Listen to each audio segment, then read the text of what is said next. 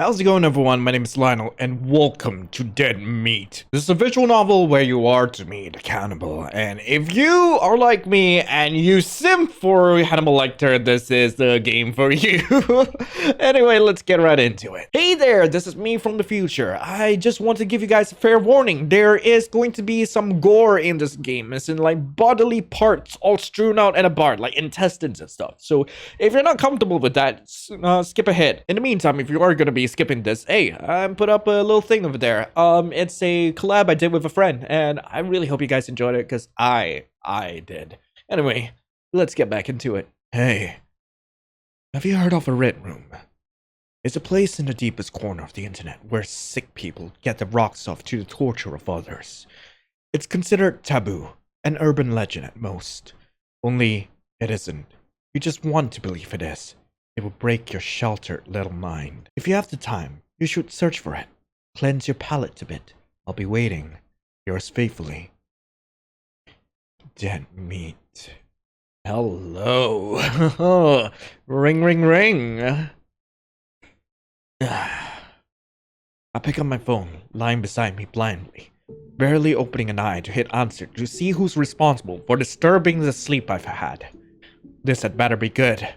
Oh, hello? Hello? We need you today. Expect you here by 7. Click. I feel like crying. I work as a bartender most nights, but lately I've had to pick up more shifts due to my coworker dropping off the face of the earth, which also means my boss has been on my ass lately. I hadn't been coming home 4 hours before I got that phone call to come back to work on my only day off. Starting my day with a mournful whine, I crawl out of bed and trudge to the kitchen of my apartment. I wipe my hand over my face as I enter, greeted by the sound of aggressive keyboard smashing and the speaker slowly humming music.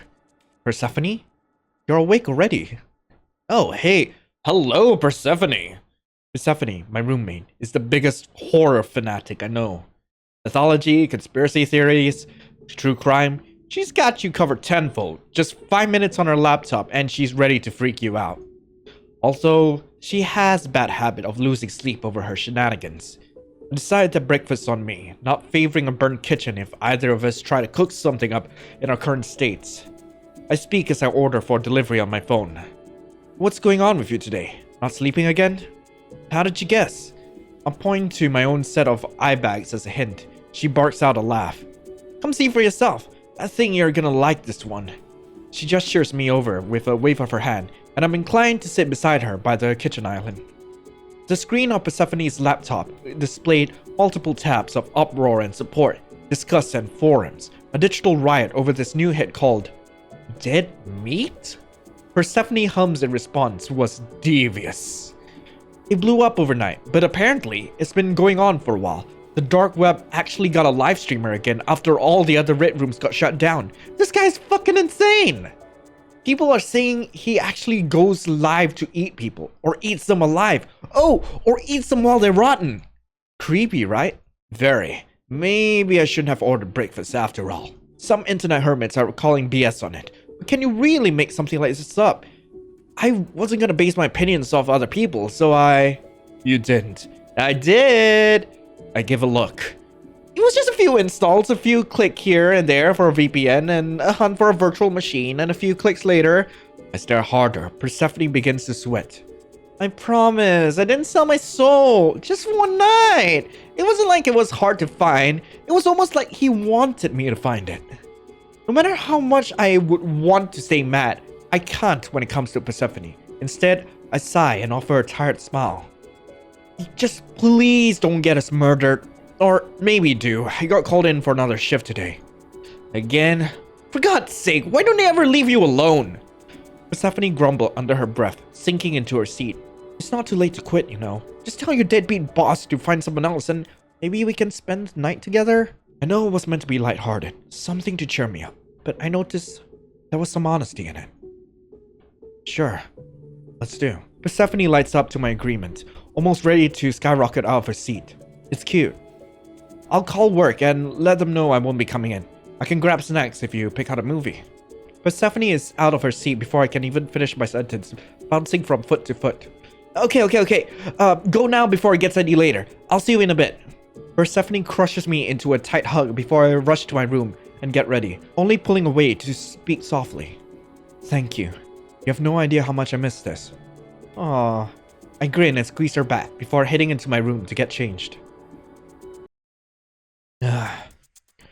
Most buses were cut today due to a road closing down for construction, so I had to wait a while before I could reach the town to grab snacks for movie night. I used the buses as my excuse to my boss, saying I wouldn't be able to get home safely if I worked the night shift. He didn't sound thrilled, but I figured he couldn't risk another employee to go missing, so he let me off the hook. Thank God. I was nervous about that call. Zipping out my backpack from a successful snack haul, I checked the time on my phone. I guess I got some time to kill to go pay him a visit. With my mind made up, I navigate the busy streets to a quiet cafe just a corner away from the main shopping district. The bells jingle as I walk through the front door. My oblivious barista doesn't notice until I slam my hands on the counter, just straight up, "What up? Boo!" The man yelps in surprise and drops a latte onto the ground. Oh no! Wincing when the ceramic smashes onto the wooden floor. Oh no! I can hear you just fine. You don't have to. The barista's stern expression softens when he turns around to see me as the cause of trouble. Shoulders slumping from their tense hold, he grins sheepishly for his behavior. Sorry, Coda. I probably should have turned that down a notch. I've known Coda since I was a kid. My ride or die, really. Usually he's timid and non-confrontational, but this job has broken his shell bit by bit. We decided to break our own little bubble by asking me out a month ago. It hasn't really been the same since. It's okay. I shouldn't have gotten mad. It's just been a rough day with tourists. Coda leans against the counter with a sigh, shaking his palm. Hopefully, you've been a little better than me. My shift ends in about an hour. If you want to hang around until then, we could maybe go for a walk. I could drive us somewhere. Drive sounds nice, but I shake my head no. I knew I had Persephone waiting for me back home. It would be a dick move to ditch her. Maybe some other time. Persephone already has me booked for the rest of the day, so... My answer dampened Coda's mood up to a point where I wondered if I should have visited at all. For both of our sake, he puts on his customer service smile. Don't let me hold you back then. You two have fun. I'll just catch you another time. I offer an apologetic smile before I leave, seeing Coda swipe a mop to clean up the mess I caused. Better get the bus. It's almost nighttime before I got to my apartment. I knew the buses were bad, but it really cuts into the time I could have had with Persephone. I hope she understands. I take the elevator up and fumble with the keys when I reach my apartment door. Why is it unlocked? Persephone wouldn't have done this. If she stays inside, the door stays locked. Unless, maybe I forgot to lock it before I left. I push the door open and drop my bags to the floor. Persephone? I get no answer in return, except for a coppery smell in the dark apartment that hits my nose like a truck. What the hell? Persephone, this isn't funny. Answer me! I notice his flickering lights stuttering in the kitchen, along with the bloody smell as I step closer. I stop in my tracks and hold my breath. Crunch, slurp, gulp. With bated breath, I walk into the kitchen, finally seeing for myself the cause of those grotesque sounds. Oh my god! And finally, my best friend, crippled on our kitchen counter, the same one we sat at together just this morning, lifeless and almost gutless. Her eyes are glossed over, her blood drips from the tile. Persephone. I didn't even scream. I shake violently before throwing up onto the floor, retching what little I had to eat as hot tears stream down my cheeks. It's only when I have nothing left to retch out my system that I notice the figure looming over where Persephone lay, grabbing a handful of indistinguishable mush that used to be my friend before taking a chunk of it with his teeth and chewing. He had the audacity to chuckle between mouthfuls, licking his fingers clean off the bloody mess he made. So nice of you to drop by. This was meant to be a dinner for two, but you just took so long. I hope you can forgive me. His words felt like static in my ears. I don't want to hear what he has to say. I want my friend back! No answer? That's a little rude. I mean, I did come all this way. Don't I deserve a hello, at least? Seemingly bored of his meal, the man stands with a sigh and brushes the corpse onto the floor with a crunching thud. I don't dare to look up until the footsteps creep closer, and suddenly there's a hand in my hair yanking my head back, forcing me to look at him. I wince. This man smells like death. Come on, I thought you were fun. You don't have to be shy with me. I came for you after all. I just had to get rid of any possibility of us getting discovered. The walls have ears and all that. Go to hell. Seriously, what the hell? Like, I'm okay with any yandere guy, but seeing my friend have eaten when I get back home, Jesus Christ! I'm furious with him, glaring up at him with a grimace before spitting at his face. His laughter that follows makes me tense. That's what I want to see. Be mad. Keep that anger. Let it eat you alive. The man pulls something out of his pocket. Before I can kick him and make a run for it, his hand slams me down and covers my nose and mouth with a sweet-smelling cloth. I fight. I writhe and scream and flail, but my muscles relax and I'm rendered useless as sleep overcomes me. Just before I passed out, I thought I heard a laugh. Sweet dreams. We got big things ahead of us. Dinner for two. Let's see what the other ending is. Let's just go ahead and see the other ending. I have to deal with this despicable cannibal right here. Alright, let's see what happens when we don't see anything. I refuse to give in to what this guy wants. He just wants to see me suffer. I bow my head and stare at the soap floor. I hear the monster grunt in disapproval. Fine, be that way. Let's see how far that gets you. I barely get to breathe before he reels my head back and smashes it onto the kitchen floor, stained with my friend's blood. I don't feel anything. There wasn't enough time to feel anything. I black out immediately. Ending 1. Table manners. Alright, let's just see if there's a way to keep her alive. I mean, there shouldn't be anything wrong with that, right? There shouldn't be anything wrong with that. I'm sorry, Persephone. I can't. I can't risk you dying again. Unless this ending ends up in the both of us dying as well. Ah, freaking damn. Persephone tries not to frown at my answer, but I feel as if I hurt her feelings. I clear my throat when silence envelops us. It's just, I already made plans with Coda and it's a pitiful excuse, but Persephone saves me the story with a disappointed smile. Don't worry about it. Just text me when you're on the way home. I want to say something, even to just apologize, but Persephone already directed her attention to her laptop. I decide to get dressed and head out before I create any more hurt. Most buses were cut today due to road closing down for construction, so I had to wait a while before I could reach town. I knew Coda was working today, so it wouldn't hurt to visit him, right? The cafe isn't far, and by the time the bell jingles as the door opens, Coda is swinging his head around to greet the next customer. Huh? Oh hey, what's up? Coda has been my friend since we were kids. He's seen the worst of me and vice versa. Things had been a bit surreal when he took the plunge and asked me out, but hey, I just wanted to see you. We've been doing alright. I have to go to work soon, so I thought I'd drop in and get some emotional support. The shifts have been all over the place. Coda frowns and leans against the counter. I already knew he didn't like it when I took a late shift. I don't think that's a good idea, not when your coworkers are still missing. I mean, you barely had a day off. Couldn't you just call in sick this one time? The thought has crossed my mind at least 1,000 times today, but I need this job. Coda knows this by the look on my face and sighs. At the very least, let me pick you up after work. I could order takeout and we could just hang out. I don't like the thought of you walking home.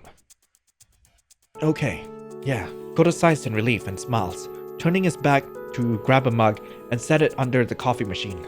Great. I'll whip you up something to drink before you go. Before I can tell him he doesn't have to worry about that, he instructs me to sit down and that the coffee will be ready soon. For the rest of the afternoon, we talk and plan for later tonight, and I leave the cafe happier than when I walked in.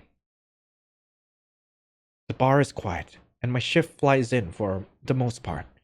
With the disappearance of an employee, I was expecting my workload to be double, but my boss seems tired. I text Coda to meet up with me before my shift ends. Hopefully he hasn't forgotten. Hopefully he wasn't eaten halfway. I walk out the back entrance alley and wait for Coda, trying to squish myself against the wall and shelter against the rain. Shit. I was starting to pick up. Where was he? I let 15 minutes pass by before I fished my phone out of my pockets and called Coda. He was never this late. Did he really forget? Ring ring. I recognize that ringtone. I walk further into the alley, the sound of the ringing growing louder. Coda? I'm over here, doofus. Why were you... My voice died as I saw a silhouette when I turned the corner, along with a squelching noise. What? The ringtone sings next to a silhouette. I end the call and turn on my flash to comprehend what I'm looking at. I dropped my phone when I realized what it was. I found Coda. You asshole! God damn it! Strewn along the concrete ground like roadkill was someone tore his flesh with their teeth and chewed. His blood diluted with the rain and sank into the nearby gutter. Crunch, slurp, gulp. The creature that turned to me picked up my phone and stood up, walking towards me with the flash while giving hints to his face. I could have sworn he only had one eye. Ah, you showed up. Took you long enough. I thought you were gonna ditch me. The voice is unnaturally calm for a face dripping blood. I swallowed nervously. Maybe the only reason why I haven't thrown up because the murderer covered Coda's corpse with his body. He was quite the gentleman, wasn't he? Waited for you here before your shift even ended. How desperate. Forget about him. I'm here to pick you up. My head cracks against the brick wall as he slams me against it, leaving me dizzy as I suddenly feel cloth covering my mouth and nose. I claw at the stranger's face and he smiles in return. Shh. You must be exhausted. Close your eyes. The cloth smelled so sweet. My body sags against the wall as I lose consciousness and a pair of arms catch me before I crack my head a second time. I don't want to fall asleep. I need to get to Coda. Coda, I'm so sorry. I just want one of them to survive. I just want at least one of them to survive. That's all I want. That's all I freaking want. I'll be fine on my own. It wasn't what Coda wanted to hear, judging by the way his smile dropped. But I assure him I'll be fine on my own. I can't handle much more interaction today. Oh well, text me when you're home then. I won't sleep tonight if you don't. I thank him for understanding before I leave the cafe. I have some time to kill before my shift. I suppose I could window shop. Or maybe I could start my shift early. I text my boss letting him know I'm on my way to work. I could use the money. The bar is quiet and my shift flies for the most part. With the disappearance of an employee, I was expecting my workload to double, but even my boss seemed tired. I make my way out the back entrance to the alley. Damn, it's raining pretty bad. I wrap my jacket closer to myself as I walk out into the rain. The alleys are shady, but they are the fastest way home and away from other bars filled with drunkards. I turn the corner and scream as something drops down and tackles me to the ground.